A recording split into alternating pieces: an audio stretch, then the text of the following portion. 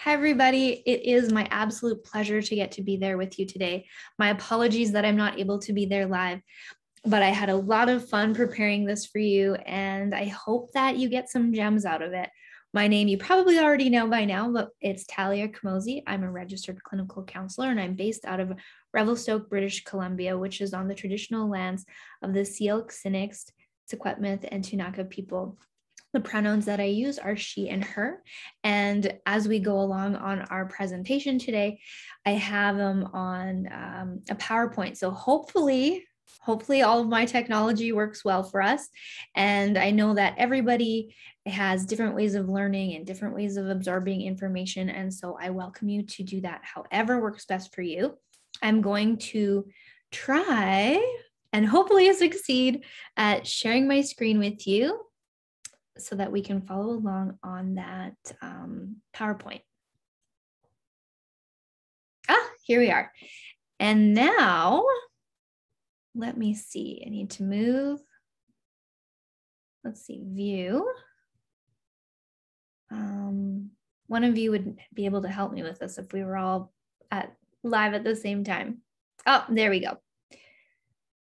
So my understanding today is that you have spent the morning already doing lots of important and profound learning and discussing about workplace bullying and harassment. And so my hope is that I will not be going over the exact same things, but that the things that I'm going to be talking about today will be complementary to what you've already been learning about. And we have 45 minutes together, and I'm going to hope so much that I keep it to the right time. So the overview of what we're going to be looking at are qualities. I think that qualities are so important for how we come together and create a thriving workplace and a home as well.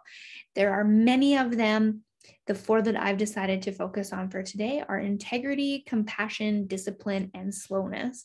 And then at the end of our time together, I'm going to talk a little bit about regulation for your mind and body, which is really helpful whether you're the person who's dysregulated or you're around someone who's dysregulated. So if you have a question in your mind about what I even mean when I'm talking about regulation and dysregulation, it's a term that a lot of people who are working in mental health use to talk about our nervous system. And so when our nervous system is regulated, it means that we're able to focus, be in relationship with people. When we're dysregulated, it's more in the terms of being in that fight or flight mode. It's the most common one we think of, but also what can happen is that we totally shut down.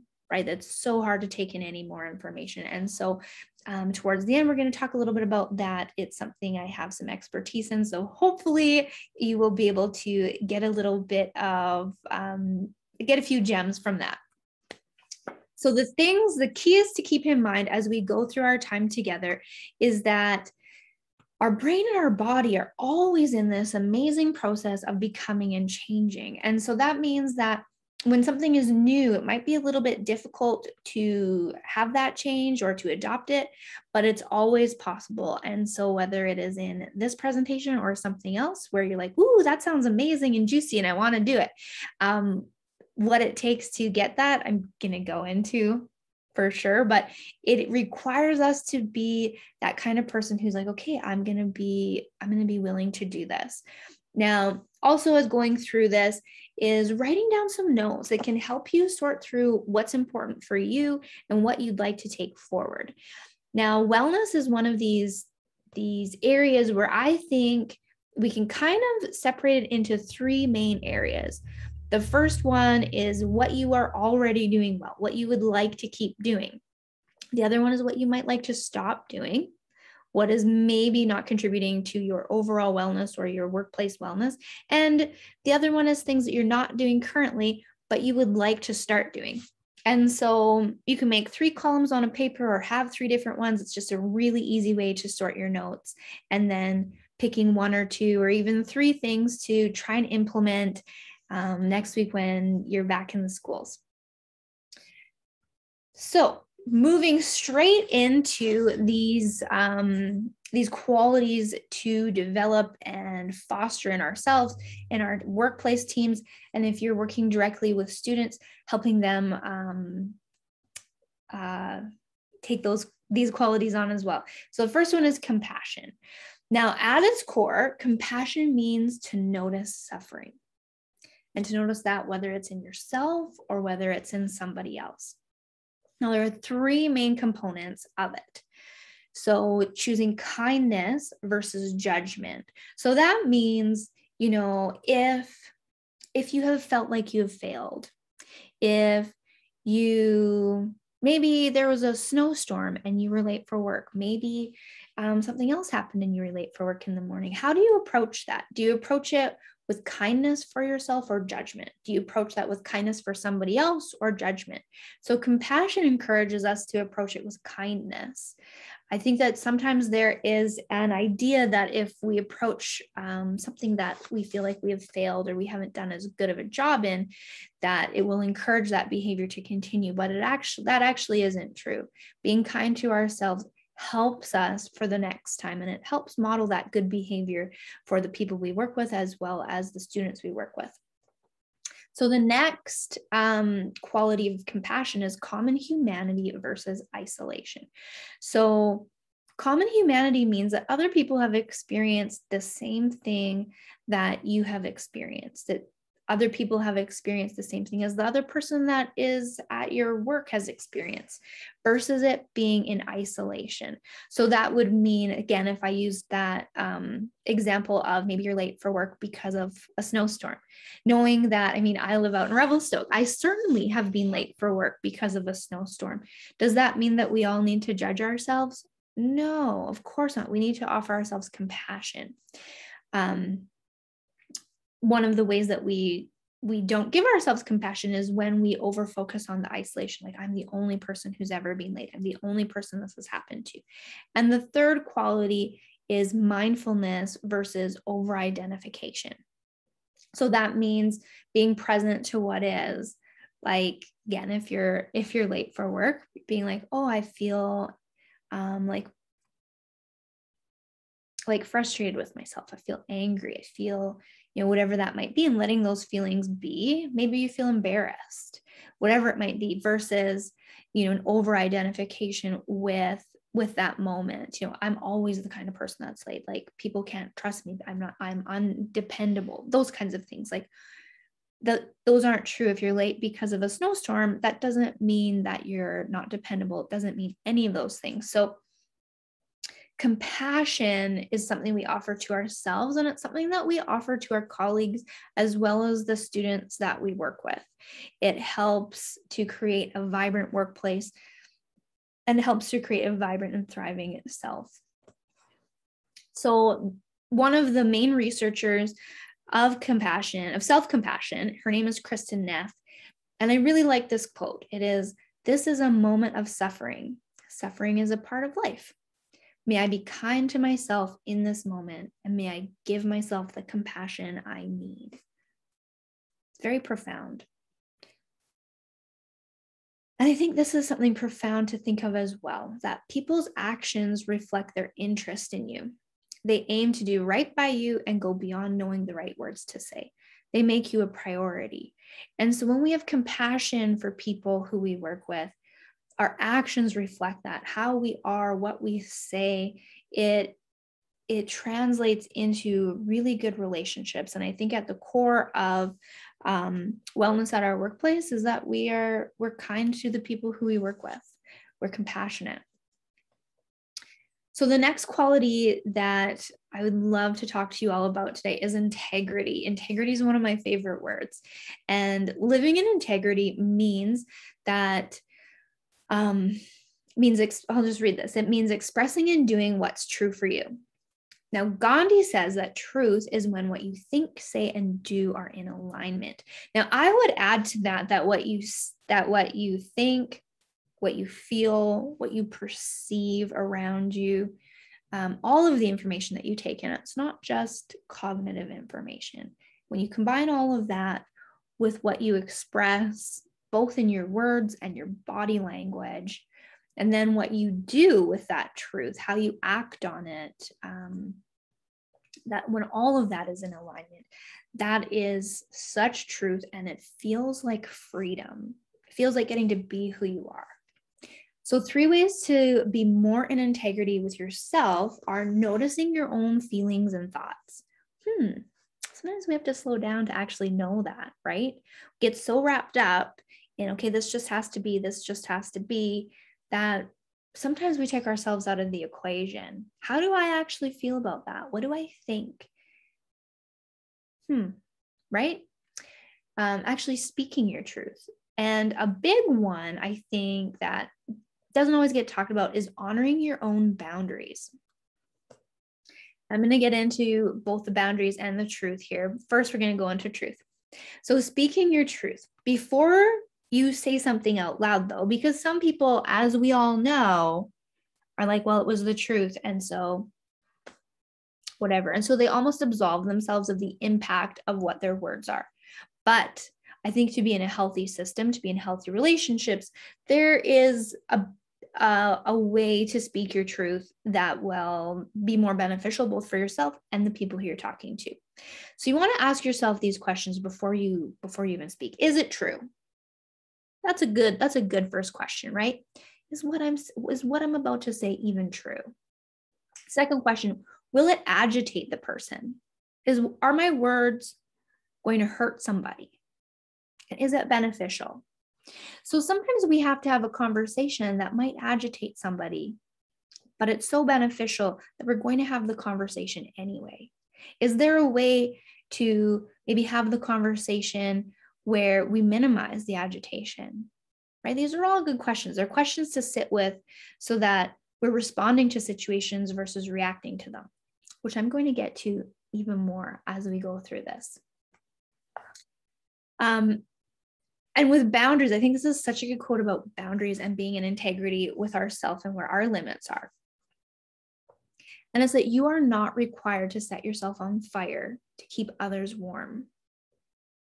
So important, isn't it? Now, something I thought I would talk about in terms of integrity is that sometimes at work, especially when you're working with children or around children, which all of you are, that we're not always able to be expressing how we're feeling. We actually have to be taking care of ourselves in a way that our truth isn't always coming out, because it would be inappropriate. But when we're working with the children and we're allowing their emotional expression, I think there's a few things to keep in mind. One of them is that allowing children to express their internal states does not mean that children are the ones in charge. That's a good one. Ensure children feel seen, heard, and validated in their emotions while also holding them accountable for their actions. I think that this is really something that is important to keep in mind this year, especially of all years. I've noticed in the school that I work at that there's a lot higher emotions. There's a lot more going on, and there's a lot more behaviors. And so keeping people accountable to their actions while allowing the expression of emotion is super important. And I know that we're not all in that role of even being able to have a lot of space for allowing all of these emotions to come out. But when you are, these are the good ways of having that. So this doesn't mean that we don't impose limits. Limits are essential. Now, like I said a few moments ago, because the school setting is one where we create space for the children, it's essential for us to have places to process our emotions outside of work, because processing them inside of work is not always going to be appropriate because we're working with children. So boundaries, one of my favorite things.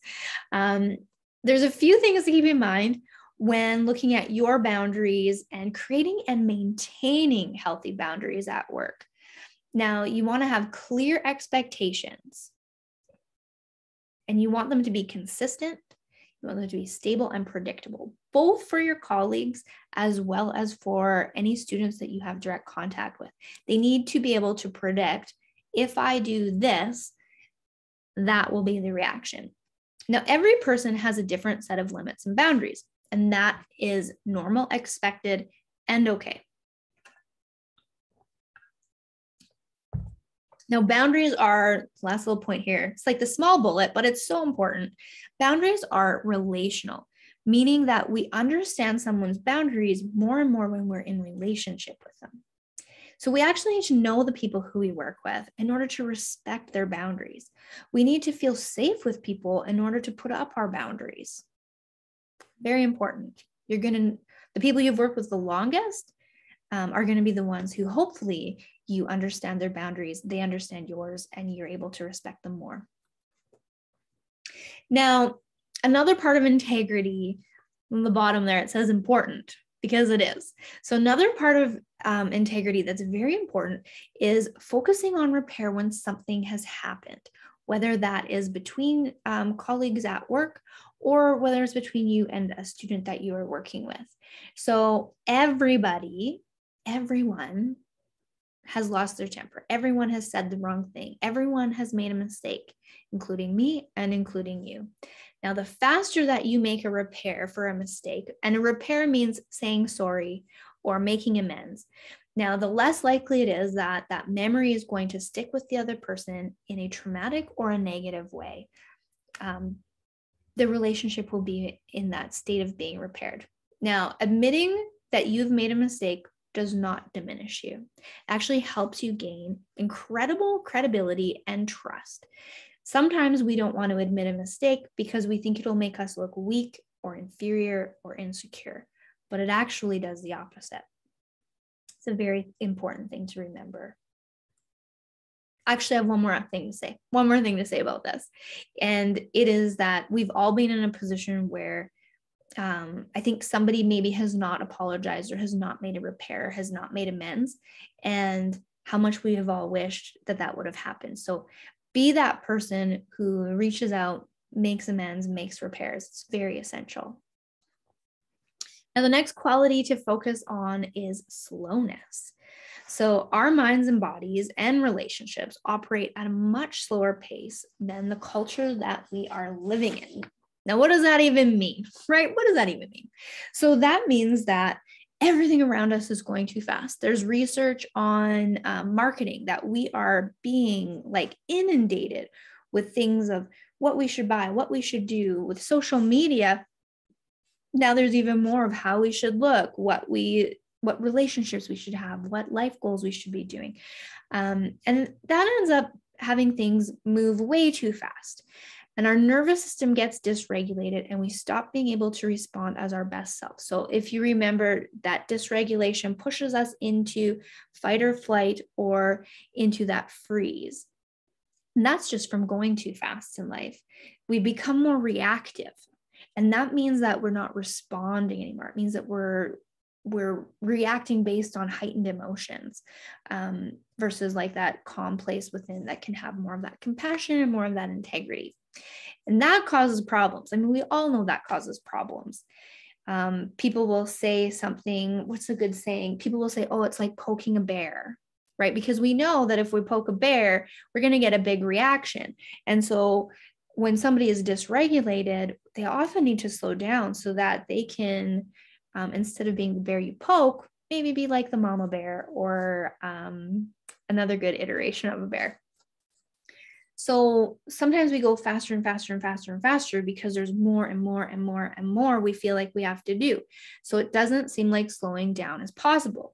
You know, like people are like, well, I've got this, I've got this, I've got this, I've got this. But that's where the paradox comes in and where I hope you can trust me on this. So slowing down actually makes more space for more movement and the good things that we think we're going to get by going fast. It actually leads to much better life. So I thought I'd spend just a little bit of time going into the importance of responding versus reacting. So we slow down so we can respond from like maybe a better spot versus reacting, which is from a heightened emotional spot. So reaction is quick, whereas response takes time. Reaction is emotion filled, and response removes that negative emotion. Reaction is often aggressive, and response allows for assertiveness without aggression. Reaction also snowballs into unnecessary and prolonged periods of discontent and disagreement. And response resolves conflict more quickly. I would also add to that reaction sometimes makes us a harsher critic of other people, which never gets anywhere. It never gets anybody anywhere very fast. So extra love for anybody who knows Fred Durst. So he says, when I look back on my knee-jerk reactions now, I realize I should have just taken a breath. Isn't that the truth? Wouldn't it be nice to slow down, take a breath? Let me stop screen sharing for a second. Let's see. So I think that when we slow down, when we take a breath, what ends up happening is that we get more into our true self. I don't know how many times I've heard people saying, probably the same for you. Oh, I'm so sorry. I didn't mean it. I was just angry. But the pain that we cause people when we're just angry leaves lasting imprints. And how amazing would it be if instead of leaving that lasting imprint, we had those skills to slow down, take a deep breath, and then come back to whatever the moment is a little bit more regulated. And as I say that, remembering that the first thing we started with was self-compassion and compassion in general, because nobody is going to be perfect all of the time, right? And that's why in integrity, we talk about going back with an apology, going and making amends when things get out of place. But slowness is really one of those keys, right? It's one of those keys that when we can slow it down enough, when we can get in integrity enough, when we can have the compassion enough, then what ends up happening is that we get into those situations less. We feel better about ourselves. Our mental health increases, our wellness at work increases, the environment of our workplace becomes healthier and healthier, all because you're putting in this effort on adopting these qualities even more than you already have.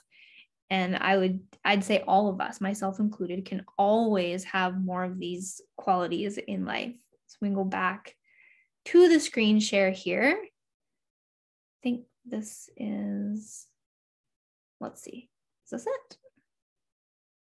Okay, yay, we're right back where we left off. That's amazing. Or are we? Now it won't move. Oh, there we go.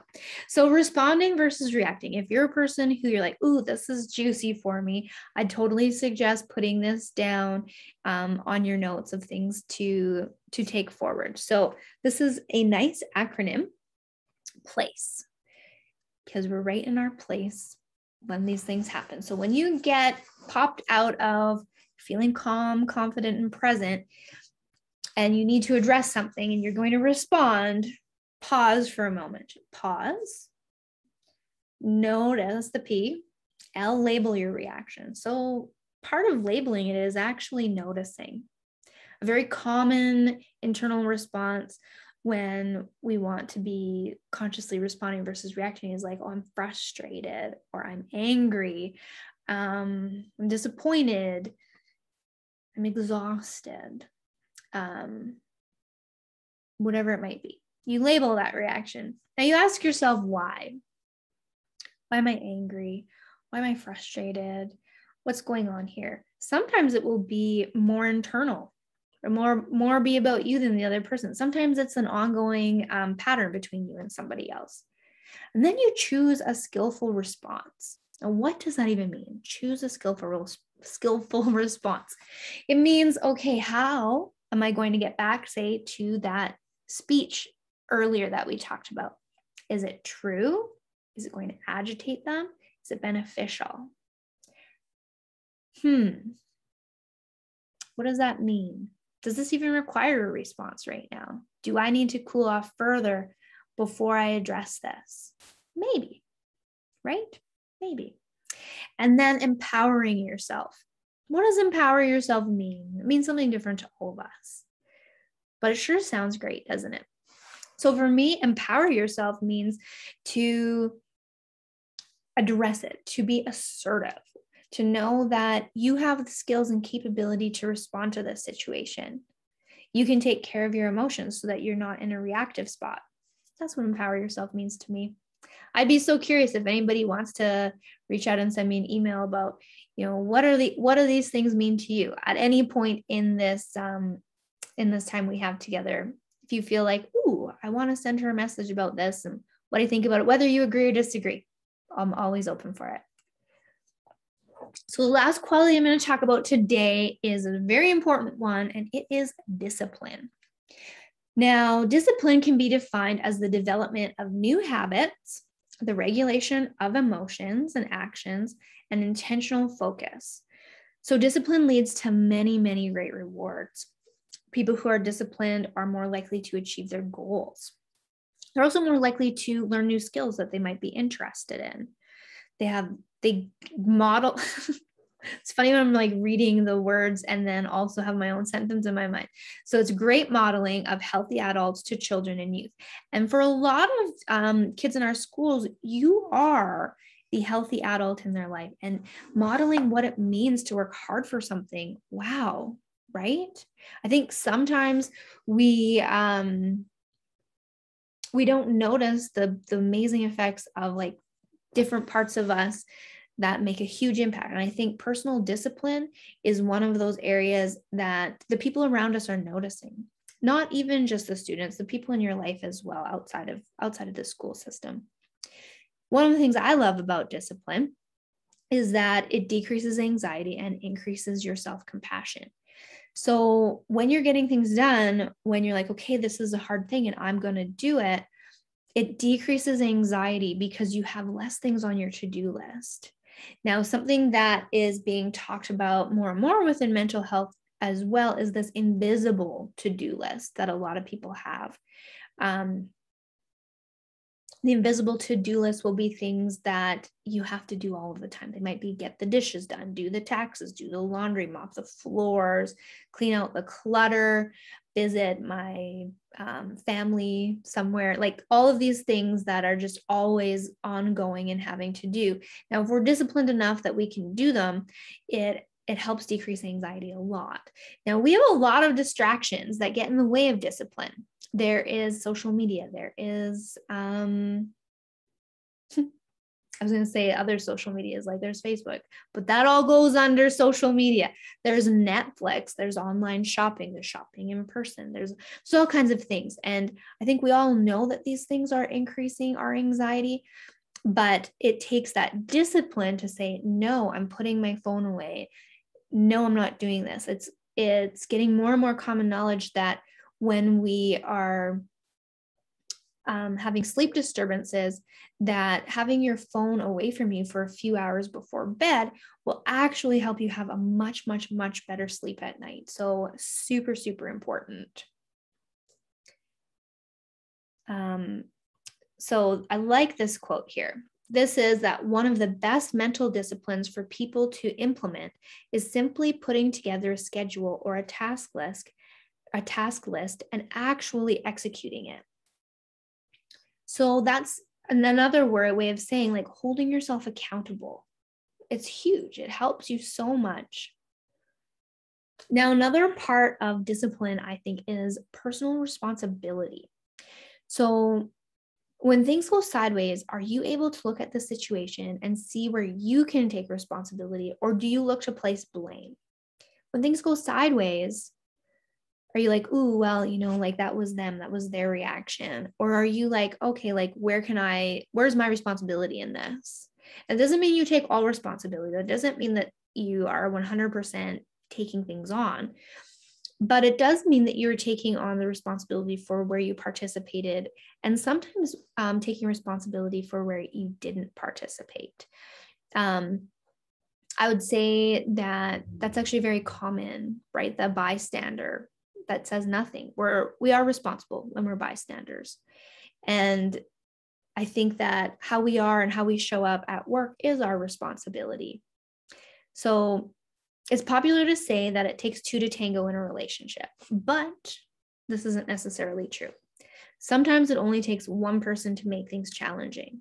And even when there's only one person in the tango and that person is not you, how can you take responsibility in that situation? Now, that doesn't always mean you act alone. Sometimes that means that you go and you tell your administrator, you get support. You're at work and you deserve to not be harassed or bullied or in a tango with somebody who, even if you're both in there, sometimes you need a little bit of help to resolve the conflict, even if there is two people tangoing and one of them is you.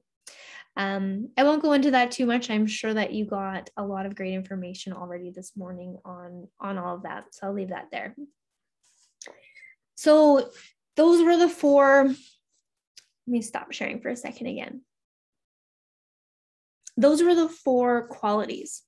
There are other ones, of course, and I'd encourage you to take a look at them and see which ones you might like to make yourself a little bit of a note on.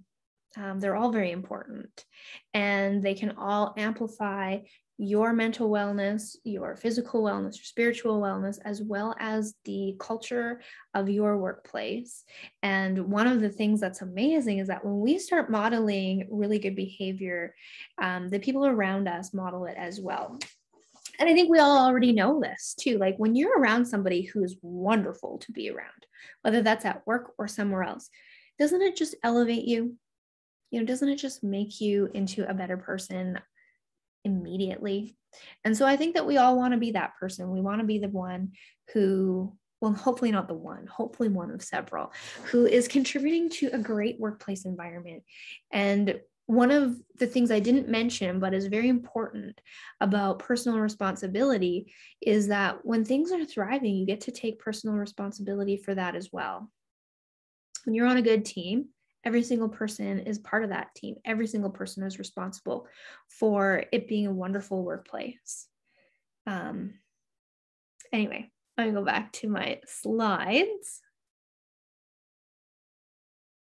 Let's see. I hope that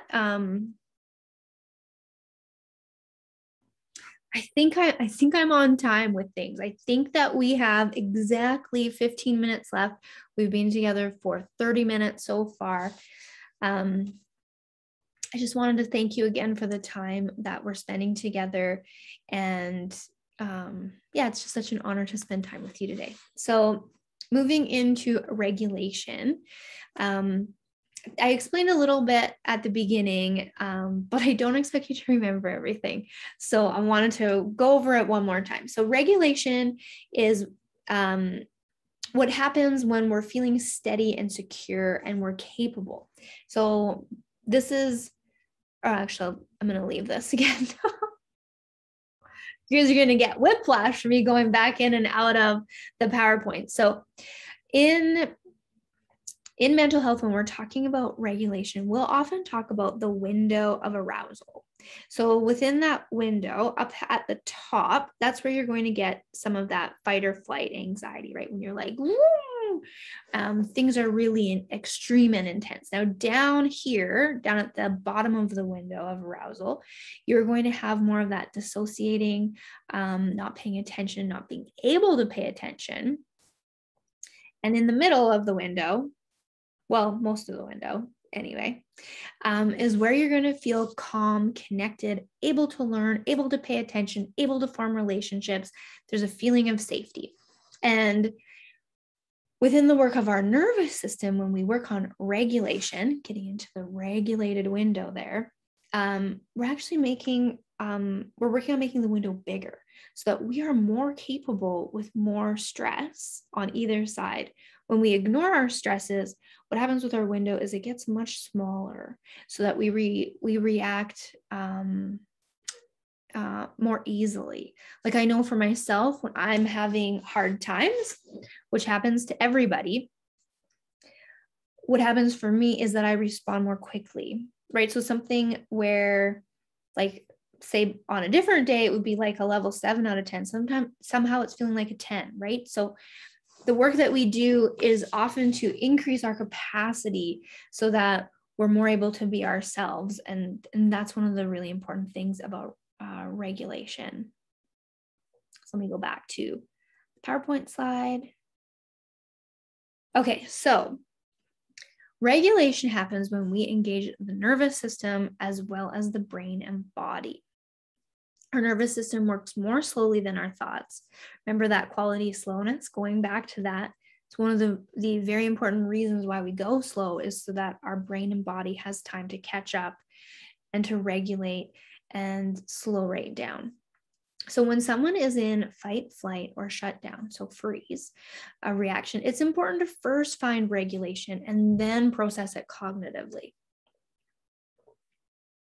It's actually impossible to do this in reverse. It's impossible to be making sense of things with our cognition and then regulating down from that fight or flight or freeze.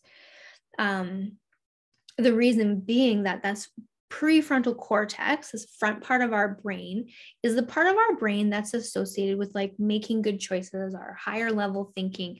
But when we get very stressed, when we go out of that window I was talking about earlier, that window of tolerance, what ends up happening is we don't use that prefrontal cortex. Not because we don't want to, we certainly want to, but because we can't. So it's important to first process it. Now, an easy way for processing anything that gets us out of that window of regulation is movement. Now, movement is a human instinct for finding regulation. Sometimes people will go for a walk. Now, that's often, I'm sure that you've all noticed this in schools when some of the students are having a really off day, they will wander, or they, especially in high schools, maybe not so much elementary, but they will need to go wander, or they will want to go outside, they'll want to go play. And this is very, very, very normal. We find our regulation through movement. There's other ones versus it being a walk. You'll notice talking to people, talking to your peers, as well as to your family members and the students that are in your school. So things like yawning, burping, sneezing, stretching, and tears are all signs that your nervous system is dealing with what's going on. Now, often also, I didn't write it here, but this is very important. Sometimes people will look away because it's too much information. And quite often adults will say, look at me when I'm talking to you. Now, this is a big no in my world. If somebody's looking away, this isn't a sign of disrespect. Even if that's what your parents told you, or even if that's what you tell your children, or even if that's what you've told all of your students up until today, looking away is actually a way to get more regulated. And if somebody's looking away, this is a sign. Like, this is a sign. I'm going to show you. Let's stop this share for a second. So right now I'm open and present. I'm talking to you. If you said something and I was shamed or embarrassed or dysregulated, or suddenly I'm in a big fight or flight and I look away and you're talking to me and you're saying, oh, like, you need to pay attention, you need to look at me. Can you see in my body language? This is a very protective body language. And what you're asking me to do is to be open and present with you. Now that goes against all of my instincts. So if you make me do that, what I have to do is shut down my integrity more. I have to shut down myself. And I will dissociate more. I'll go further down into that bottom window of regulation. And you will get nowhere with me. You might get compliance. You might get me to say what it is you want me to say, but you will not actually get that from me deep inside. It's much better if someone's going like this, whether it's a colleague, partner, student at your school, if they're like this, to name it, give them some compassion, give them some kindness. Know that this is like a common experience. What could you say? You could say, you look really uncomfortable right now. I'm here with you. Give it a little time. Let it slow down. Someone's like this. Do you feel like you're in trouble? Do you feel like I'm mad at you? All these different questions. These are great questions. So going back to this PowerPoint. So I've realized it just takes a minute to start moving once I get back in, like it needs a moment. So this is a big, long quote. It's by Stephen Porges, who is a really big thinker and researcher in terms of helping you find regulation, helping people learn how to have, how would I put it? Better relationships with people in their lives, and using the nervous system to help understand when things are not going well. So I'm going to read it and then I'm going to explain it, because some of the words he uses honestly are just not the best. Well, I shouldn't say not the best. They are the best, but they don't always make all the sense. So playing nice comes naturally when our neuroception. So neuroception is our body and mind's perception, our neuroception, our perception. So when our neuroception detects safety and promotes physiological states that support social behavior. So physiological means like our body is ready for it. We are okay. However, pro-social behavior, meaning like connection, good relationships, pro-social behavior will not occur when our neuroception misreads the environmental cues and triggers physiological states that support defensive strategies. So going back to what I said a moment ago, if someone's like this and you tell them, okay, you need to look at me. Now you're forcing this. That would not feel safe for anybody's body and system. So you're not going to get pro-social behavior. You're not going to be in relationship with the person who you're forcing to do that. You have not created safety. So that person's body is going to be triggered into a defensive strategy. That defensive strategy, when you push somebody to look at you for conversation, is often going to be dissociating and just saying whatever needs to be said to get them out of that situation. So going back to the quote, after all, playing nice is not appropriate or adaptive behavior in dangerous or life-threatening situations. In these situations, humans, like other animals, react with more primitive neurobiological defense systems. So what that means is that being friendly and kind to somebody who's making us feel unsafe, unwelcome, not okay, is actually not conducive to our survival. We have to protect ourselves in order to be okay. And so if you're making something not be okay, that other person is going to protect themselves, and it's going to be instinctual and like so fast that you won't even have seen it happen. So to create relationships, humans must subdue these defensive reactions to engage, attach, and form lasting bonds. So what does that mean?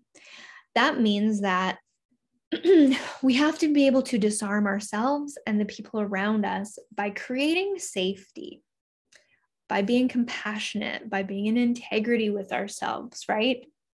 Do you remember the other two? Compassion, integrity, slowness, and discipline. There are others, of course. And when we have that, it is, I want to say instantaneous, but that's not quite the right word. It is close to instantaneous for making those bonds with other people. Now, this gets a little bit complicated when we have somebody who has had a life of danger. Their system is going to pick up on signs and symptoms, not symptoms, signs from you that you're not safe, even though you are being safe. And in those situations, my best advice is to go very slowly. Very, very, very slowly, and know that the reactions aren't because you aren't safe, but because that other person who you are dealing with, whether it is another colleague or whether it is a student, is because they have those defense mechanisms in place to be supporting them, and it isn't safe yet. You're not safe yet. And so taking the time that requires is essential. So humans have adaptive neurobehavioral systems for both pro-social and defensive behaviors. So even when somebody is mostly defensive because of their past life, their past experiences, they have those built-in pro-social behaviors. So trusting that those are going to come about, whether it's with the students you're working with or whether it is in the colleagues that you have. Now, something that I've noticed, and I'm going to guess a lot of us have noticed, is that students often over the course of their years in whatever school they're at form very close attachments with the administrative staff. These are people who see them when they're late. They see them when they're in trouble. They see them just daily for years, and is one of the more consistent adults in their life. And if we think about it, this makes a lot of sense. This is somebody who quite often, I don't want to paint all administrative people with the same brush, but it is often people who are very kind and compassionate. Oh, I'm sorry you were late. Oh, you know what? Take a seat. The principal will be out in a minute to come and see you. It's pretty impressive. It's pretty amazing. And oh, I accidentally pressed the next button. So we will move on to this. So supporting your own nervous system. These are some ideas for you. We're all a little bit different in how we need the support for our nervous system to thrive. But these are some to take a moment and listen to and see which ones maybe you would benefit from having more of in your life. So moving your body, it releases endorphins and shifts your body's response. It's also a great way for finding safety. Using some grounding techniques, going outside or bringing some outdoors into your workplace. Now, cozy self-care, I think of that as like the traditional self-care of like bubble baths and candles, things like that, warm blankets, good books. Letting your emotions be as opposed to trying to shift them. Getting support, whether that is professional help from a counselor or doctor or massage therapist or from your friends, family, and colleagues. Play is so essential. It is often missed when we talk about essentials of wellness, but it is one of the most essentials, maybe the most essential piece of supporting your nervous system. However you can incorporate play, I'm all for it. And be around people who make you feel good, whether that's at work or outside of work, and let them know, give them that feedback. We all love feedback on when we've made a difference for other people. So the last thing we're going to go into today is a little bit of regulation so you can feel it in action, and it is regulating and orienting, or rhythm and orienting, sorry. So what I'd like you to do is sit back, feeling the chair underneath you, or if you're laying down, feeling the bed underneath you. If you're standing, feeling the earth underneath your feet. And then if you're already not looking at me, great. But if you are looking at the screen, looking away from your computer and letting your eyes settle on something in the room. Maybe it's a cup, a picture, maybe it's the light switch, whatever it might be. Just taking it in, taking in the texture of it, how the light hits it. Noticing any shifts that happen in your body. Now, if you're doing this in another scenario, you can be directive. You can get people to notice other senses such as smell, touch, taste. Right now, just using your eyes. If they need to close because it's been too much stimulation, just letting them close. Listening to your body on that.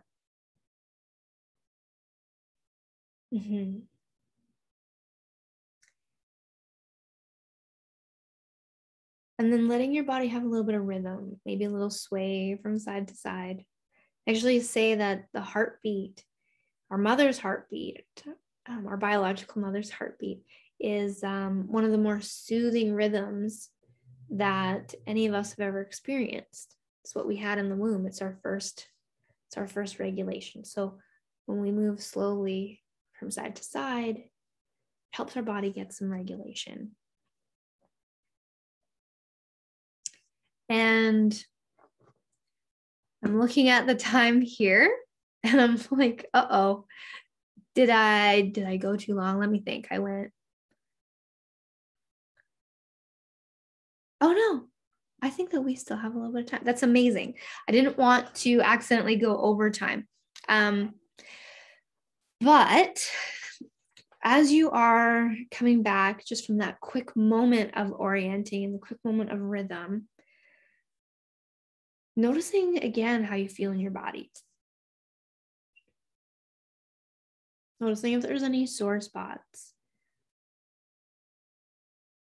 Do you need to move at all? Noticing if you, as you look back on our time together, were you distracted at times? Did you, did you do anything where you're like, ooh, I wish I would have paid attention? Can you offer yourself compassion about that?